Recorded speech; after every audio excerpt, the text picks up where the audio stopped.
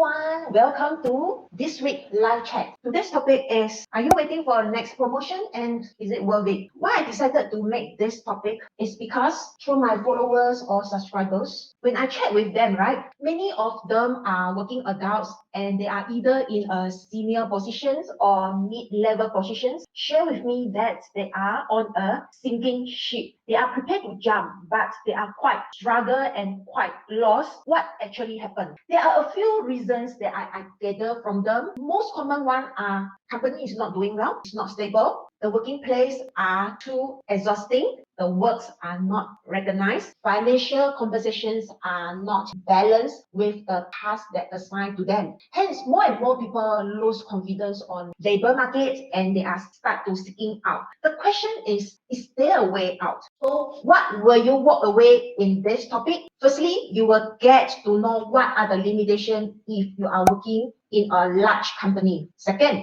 you will learn what is the limitation of working in a small company. Third, after hearing of all these limitations, is there another way out? And if you are first time here, I'm Vernette. I'm an e-commerce coach, coaching my students on how to generate 5-figure sales via e-commerce business by selling only one product on one platform.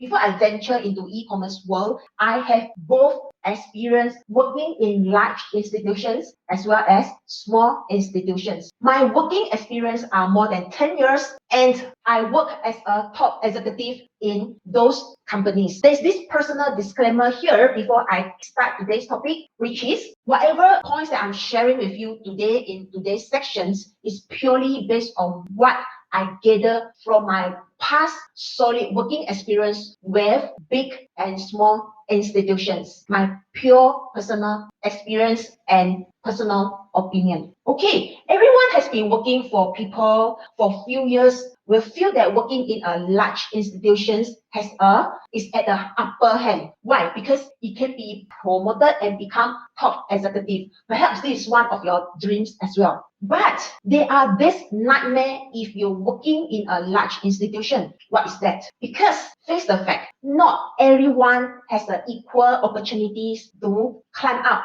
to the tight and narrow by layers to the top management. Simply because one company just need one CEO, just need one CFO, just need one COO. All right. While working with small institutions, the career prospect, the career path are being limited on the future of that small company. So maybe you will ask, if this is the case, is there another way out? Watch this section till the end and I will share with you. Firstly, let's dive into working with large company. Many employees wish to work in large company, believe their future is more secure and their job are more stable. But at the same time, do you think the top management of a large institution know their strength? The answer is yes. There's no advantage to the both ends. Stable work is often accompanied by a complex promotion systems, right?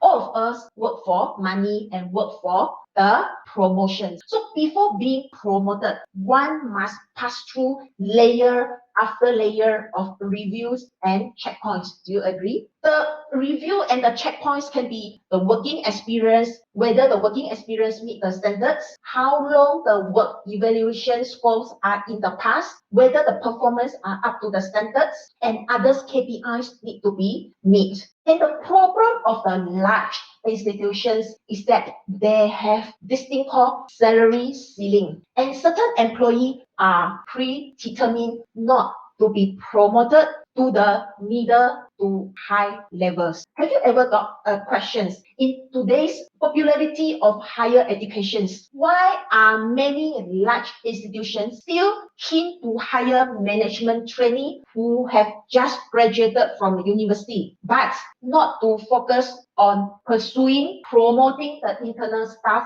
who has good work performance or who has a good work tracking record? Do you ever think of this? Let me tell you undisclosed fact.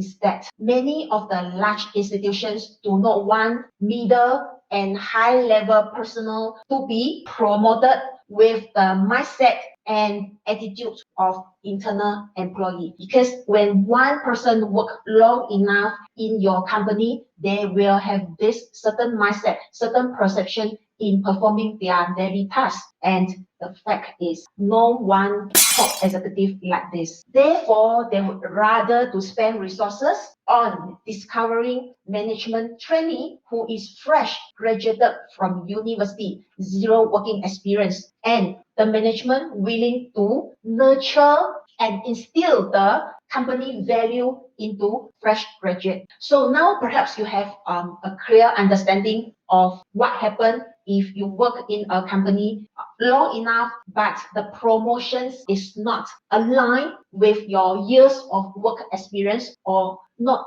aligned with your good working track record. So now, having said that, right, what if you work in a small company? If you work in a small company, there will be another set of problem. If you work in a small company, there will be no layer by layer of promotion barriers, which is good. Your work performance can reach out to the top management directly. Those people who work in a small company likely to raise with development of the institution. But there's one problem. The problem is that if you work in a small company, it seems like betting your future with the company. If you think that the senior executive in the small company have unique vision, unlimited creativity, then that is good, because this kind of executive will bring the small company to expand into large company. But what if another way around? So you are betting your future with the small company without expansion plan. So now, if you are unwilling to reconcile with the hard truth, be it working in a large company or working in a small company, creating a way out